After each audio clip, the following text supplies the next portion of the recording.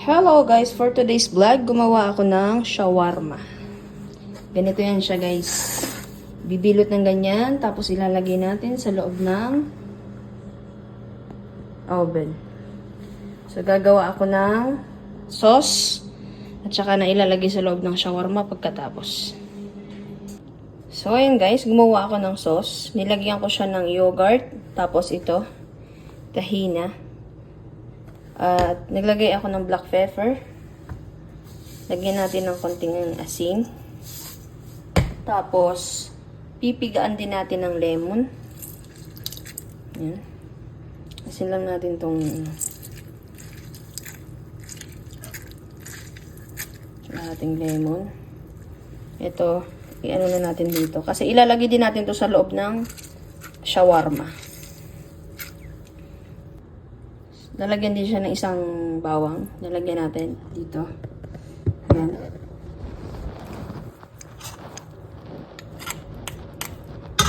Okay.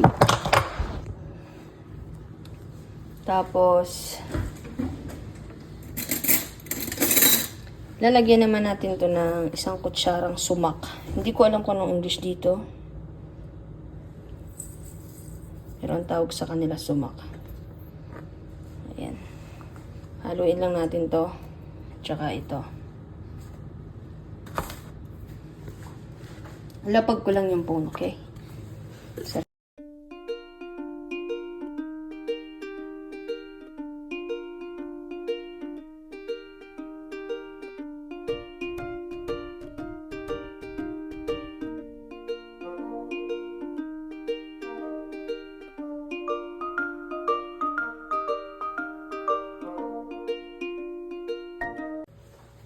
Lalagyan natin ng kalahating ganitong panajil ang tawag dito.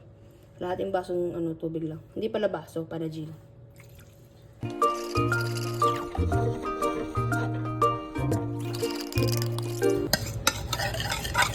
Pinaka-sauce nito.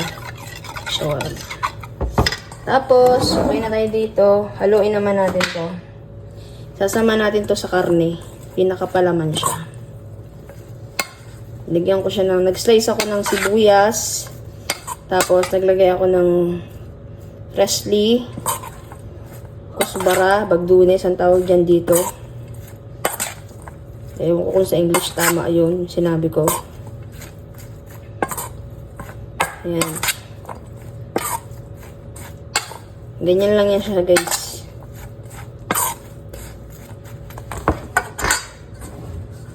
Hiwain natin naman